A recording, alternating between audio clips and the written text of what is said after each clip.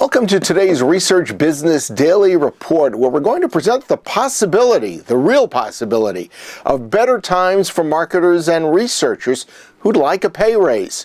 And we're going to hear from a big data expert who sets us straight about its actual threat to the existing research world. RBDR is sponsored by Socratic Technologies, whose proprietary tools and methodologies tackle marketing complexities so that you can make more confident business decisions.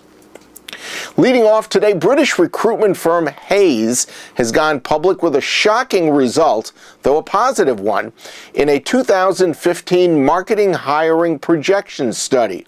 It's based on contacts with 10,000 employers and employees in the UK. The project says that 65% of British marketing departments are planning to boost their headcount in the next 12 months. That's a pretty stacked percentage. But wait, there's even more surprising expectations. In spite of 3/4 of British marketers having received a pay increase in the past year, 61% remain dissatisfied with their pay. So, 63% of surveyed marketing executives say they expect to change their job in the next 12 months, and 37% say they're looking for that to happen inside of the next 6 months. Boy, that's a lot of hustle and bustle in that environment. But what does that mean for us in the U.S.? Well, pay for American researchers has been stuck in neutral since the start of the Great Recession in 2009. That has meant no pay increases, even with a job change, and in many cases, no relocation coverage. So, might the UK situation portend a change here? Well, one of the country's leading research executive recruiters, Phil Reeve, actually informed us last week that he is expecting rising business confidence to lead to more hiring the old-fashioned way, meaning higher salaries and benefits for U.S. market researchers during the coming year. Next, all the talk about big data has had a lot of conversational repercussions, including a great deal of concern in the research community about big data's impact on the business as we know it today. Based on his background and industry contacts, Neil Seeman, founder and CEO of ReWe Corporation, who I met down in Boca a couple of weeks ago, seems to know more about the realities of big data than almost anyone I've spoken to on the subject. Here's the essence of what he shared with me down at the market research event. Neil, when you got the NGMR award for 2014 yesterday, someone asked you about the threat of big data. And your answer was pretty much to the effect of, if you were a traditional or market researcher, you would not feel threatened by big data. Why? Big data is an opportunity. We all have lots of data. The industry, let's just say in the technology world, is moving towards smarter data, not bigger data.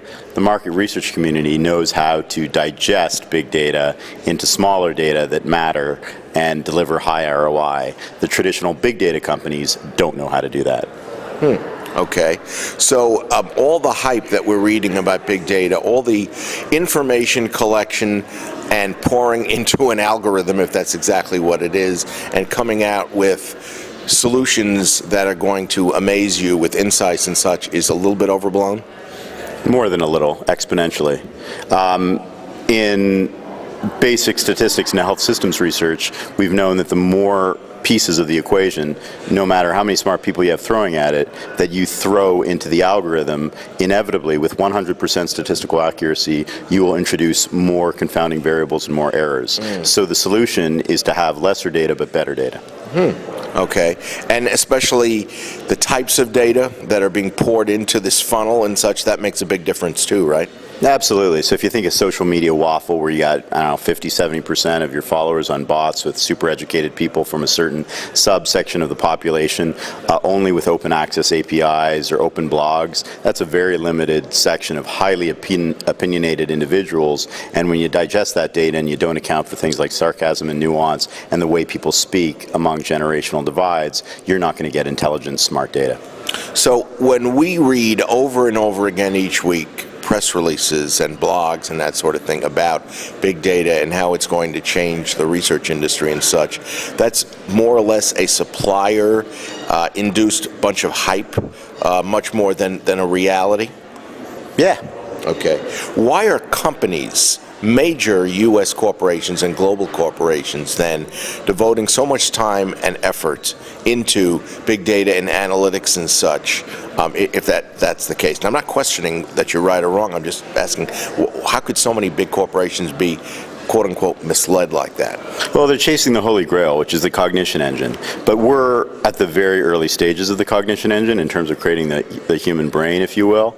And so they're doing interesting things in terms of natural language processing, but that's at a very early stage in terms of understanding how the human brain can answer very, very complex decisions. So there's a big hype machine going on, and part of the reason they're doing this is because a lot of that industry has been blown up by the movement toward cloud software. So you got to move toward big data analytics in order to make your margins and your profits.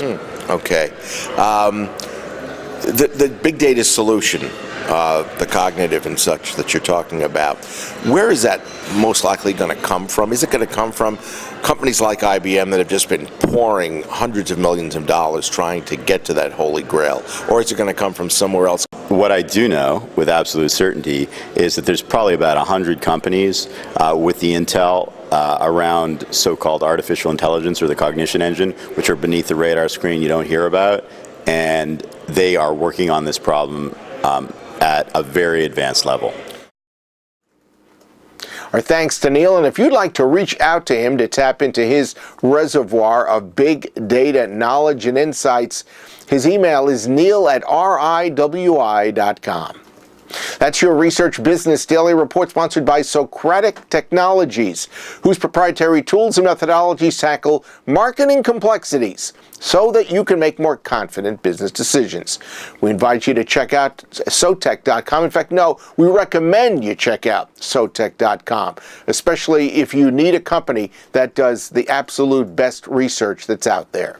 Have a great research day, and we'll look forward to seeing you back here tomorrow.